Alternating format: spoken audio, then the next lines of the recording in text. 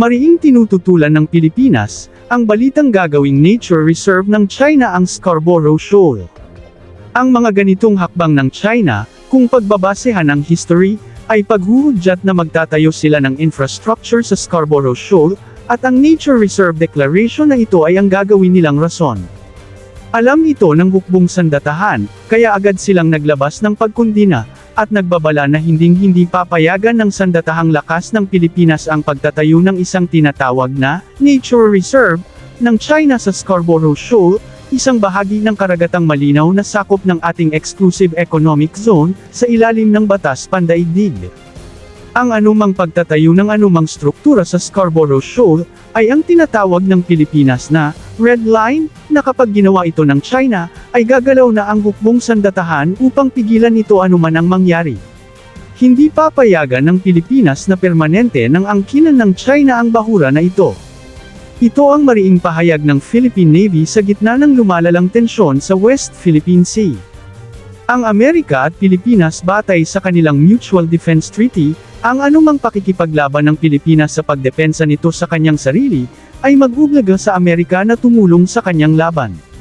Agad namang nagpahayag ang Amerika at ang iba pang mga bansa, ng pagkondina sa China sa deklarasyon na ito, at pinaalala ng Amerika sa China, ang kanilang commitment sa Pilipinas ay tunay at ironclad, at huwag itong maliitin.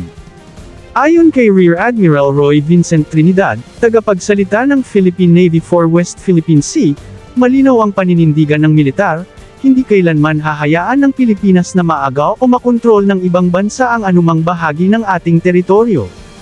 Nang tinanong siya kung ano ang gagawin ng Pilipinas sa deklarasyon na ito ng China, sumagot si Trinidad, na anumang plano ng South Sea Fleet ng China ay nasa kanila na yun at wala sa ating kontrol. Ang atin ay ang response ng ating sandatahang lakas, ang Philippine Navy, ang Philippine Air Force, at ang Philippine Army. At malinaw, hindi natin papayagan na ang sa atin ay maaga. Sa harap ng posibilidad, ng aktwal na okupasyon ng China sa Scarborough Shoal, iginiit ni Rear Admiral Trinidad, na may malinaw ng direktiba at paghahanda ang Armed Forces of the Philippines. Subalit, sa kadahilan ng pangseguridad, hindi na nito ibinahagi ang mga partikular na hakbang na maaaring isagawa. Ayon sa kanya, hindi natin dapat elahad ang detalye ng ating magiging hakbang, upang hindi ito magamit laban sa atin. Ngunit makakaasa ang taong bayan, alam ng inyong sandatahang lakas ang nararapat na gawin, at kami ay handang-handa para dito. Dagdag pa rito, patuloy ang pagsasagawa ng tinatawag na Maritime Domain Awareness Operations, o ang malawakang pagmamatsyag sa karagatan, sa pamamagitan ng sea-based, shore-based, at air-based platforms upang tiyaking ligtas at bantay sarado ang bahura. Matapos ang anunsyo ng China, agad na naghain ng formal na diplomatic protest ang Department of Foreign Affairs ng Pilipinas noong September 13. Ito ay bilang mariing pagtutol sa anumang hakbang na lalabag sa maritime and sovereign rights ng Pilipinas. Hindi rin nag-atubiling ipahayag ng ilang mga bansa ang kanilang pagkondena sa naturang plano ng China. Kabilang dito ang Australia, Canada, at Japan, pawang mga kaalyado ng Pilipinas sa usapin ng regional stability at international maritime law. Ang magkakatulad na pahayag ng mga bansang ito ay patunay, ng lumalakas na suporta ng international community sa paninindigan ng Pilipinas ukol sa karapatan nito sa West Philippine Sea. Ang Scarborough Shoal, na kilala rin bilang Bajo de Masinloc, ay matatagpuan lamang 124 nautical miles mula sa baybayin ng Masinloc, Zambales, at halos 1,000 nautical miles naman mula sa pinakamalapit na mainland ng China. Alinsunod sa United Nations Convention on the Law of the Sea, o UNCLOS, ito ay malinaw na sakop ng 200 nautical mile Exclusive Economic Zone o EEZ ng Pilipinas. Noong Hulyo taong 2016, naglabas ng desisyon ang Permanent Court of Arbitration sa The Hague na pumabor sa Pilipinas. Ayon sa nasabing ruling, wala umanong legal na batayan ang malawak na pag-aangkin ng China sa halos kabuuan ng South China Sea. Subalit, sa kabila ng makasaysayang tagumpay na ito, patuloy na tinatanggihan ng China ang nasabing desisyon at ipinipilit pa rin ang kanilang tinatawag na Nine-Dash Line, na sumasakop sa mga bahagi ng dagat na inaangkin din ng ibang mga bansa sa rehiyon tulad ng Vietnam, Malaysia, Indonesia, at Brunei. Upang higit pang patatagin ang ating pag-aangkin sa mga bahagi ng dagat na sakop ng ating soberanya, opisyal ng tinukoy ng pamahalaan ang mga nasabing lugar bilang bahagi ng West Philippine Sea. Sinasaklaw nito ang Luzon Sea, Kalayaan Island Group, at ang Bajo de Masinloc, mga lugar na hindi lamang mayaman sa yamang dagat, kundi may mataas ding kahalagahan sa seguridad, ekonomiya, at pambansang interes.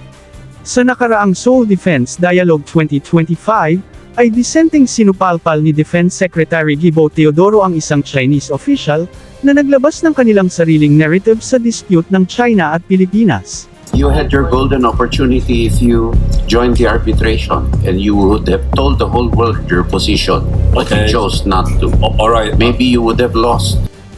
Pinalakpakan naman ng mga kasapi ng nasabing defense dialogue ang mga sagot ni Secretary Gibo Teodoro.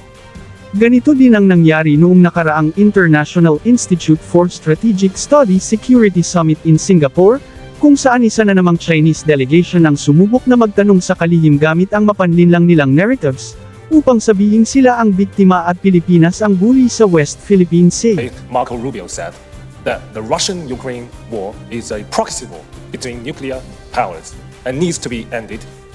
And meanwhile, the United States is selling more arms to this region and setting up more military bases in the Philippines. So, if the proxy war in Europe needs to be ended, are you concerned that a proxy war in Asia might be launched? Thank you.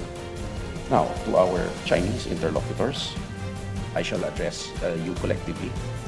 And thank you for the propaganda spills disguised as questions. No country in the world supports the 9-dash line claim of China. Several countries in the world, no less than 50, have joined the Philippines in condemning China's behavior in the South China Sea. None have agreed with China, and none has condemned the Philippines for standing up against China in the face of a threat to its territorial integrity and sovereignty. Habang patuloy ang mga panghihimasok at tensyon sa ating karagatan, nananatiling matatag ang paninindigan ng Pilipinas sa ilalim ng mga prinsipyo ng pandaigdigang batas at karapatan sa soberanya. Sa panig ng ating sandatahang lakas, may tiwala ang bayan na hindi ito magpapabaya sa anumang banta sa ating teritoryo. Sa panig ng diplomasya, patuloy ang paghahanap ng mapayapang solusyon, kasabay ng panawagan sa pandaigdigang komunidad na igalang ang batas at karapatan ng bawat bansa. Ito ang inyong Philippines Defense Enthusiasts Channel. Huwag kalimutang i-like ang video na ito, mag-subscribe sa aming channel, turn on ang notification bell upang hindi mapag-iwanan sa mga mahahalagang balita. Hanggang sa muli, maging mapagmatsyag, maging makabayan. Mabuhay ang Pilipinas!